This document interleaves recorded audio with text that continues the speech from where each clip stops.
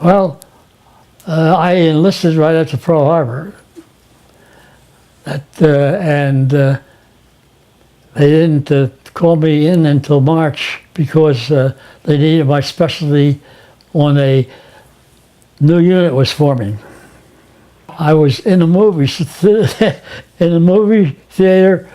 and when I came out of the theater, the paper boys were running around talking about the invasion. I mean, the attack on Pearl Harbor. Of course, then I didn't know where Pearl Harbor was. I was in a specialty training unit because of my background in the telephone industry, and I spent well. There was 5 of us from the telephone company that were brought in to be cadres of a new company being formed, and so that's when I first met all the people. Even though they worked for the same company I did, Bella, Pennsylvania, at that time, I didn't know them until after I got into service. Well, I was Signal Corps, whether you remember Signal Corps or not, and we handled all the communications for the unit we were assigned to, and I was a ham radio operator before then in new code, so they made me the chief radio operator at the start, right off the start, and I maintained. We had other work that we were specialized in, and I jumped from one job to another, all in the communications lineup. For the distances we had to communicate, the handy walkie-talkies weren't big enough. I mean, they covered the range. We just about got formed when they pulled us over to Fort Dix, New Jersey to send us overseas. And I went, because I was a radio operator, I was on a HSM Strathallan British troop ship, and because they found out that I was on code, they brought me up to the bridge and to read the lights and relieve the officers that were reading the lights to do their more important jobs. I was lucky. I wasn't packed into a hole, never seen daylight, and I was on a bridge for tours of duty, which was good for me because all the other people were down in a hole somewhere and never were allowed. I think they brought some of them up on deck every once in a while to get some fresh air. Blinkers. Yeah. Well, that's when they took me up on the bridge, and I was so embarrassed because I knew the code, and I had a heck of a time reading lights because I had to read the light and then write down the messages that were coming in. I thought it would be a duck soup, but it wasn't. Your mind is trained for one, and you change the background and you get confused. We landed in Britain, and I was staying there. What was a big farce. When they sent the equipment over, we never sold all our equipment, and most of the people were that way. If it wasn't laying over there, they was confused in the overall harassment to get anything they could overseas. The 8th Air Force had radio gunners, and they were having, tremendous amount of 8th Air Force planes shot out of the air, and they knew that, or they found out that I had, you knew the code, and they could train gunners in a very short period of time, but radio gunners were hard to get, and they were going to draft me out of the Signal Corps and put me in the Air Force. And fortunately for me, I guess it was that we got put on a prioritized list because they were forming the invasion from North Africa. So I wasn't in England too long, and I was on a troop ship, and we landed November the 8th, 1942, landed at below Oran in North Africa. There was a 72nd Signal Company, and there was a 72nd Beach Assault Signal Company, and they got us mixed up, and we became the Assault Beach Company for the invasion of North Africa, and that was quite an affair.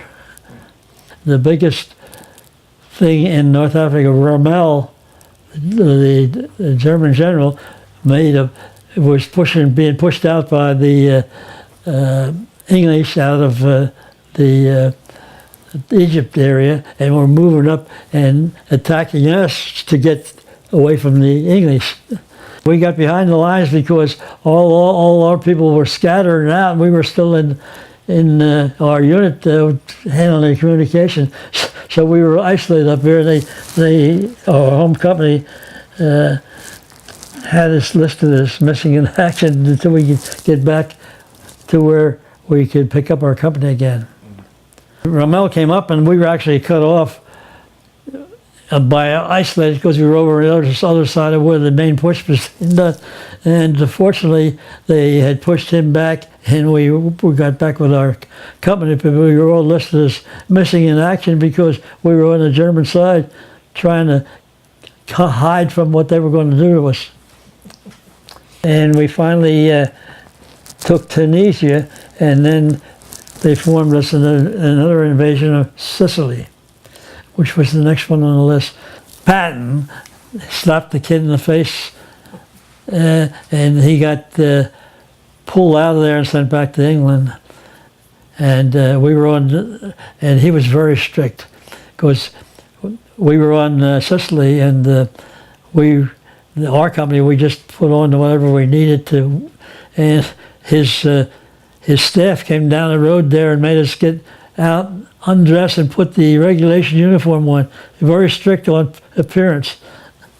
Then the invasion of Italy was from Sicily, and we went in down at the boot of Italy. So I think it was Salerno that we went in, and then we were held up for almost 9 months. The Germans had Mount Cassino all loaded with heavy-duty artillery on the hill, and we were all that time trying to break around him. And so they did another invasion around him to bypass him, and they finally rooted him out of the mountain. And it wouldn't struck me funny because everything was in 5-letter code groups, and our code interpreters were the ones that got the message, because all I got was 5-letter code groups for the encoding of everything that came out over the air. General Clark was the commander at that time. We bypassed, Mount Cassino, and we bypassed Rome, and we were up in the Po Valley when the war ended. I mean, not the war ended, the war in Europe ended. I guess I didn't think much of it at all, as we were very active all the time with the signal communications. I knew we were going to do something, and when we sent us all home for 30-day leaves, because we've been in and out of the country for 4 years. By the time I got back, they had detonated the 2 bombs, and that's when the war came to an end. Oh, it made me feel fine that I wasn't going to be over there, because I knew it was going to be a tough situation, just as European theater was. But I think the Japanese were more determined than the Germans.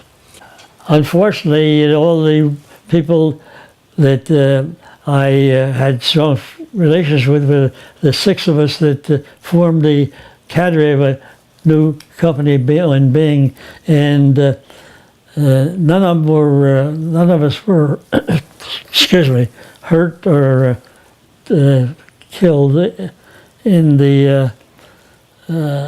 So I guess most of the ones that I was close to were all the ones that came out of Bella, Pennsylvania, to form the company, and they were all key members in the company. In fact, I think they all passed away.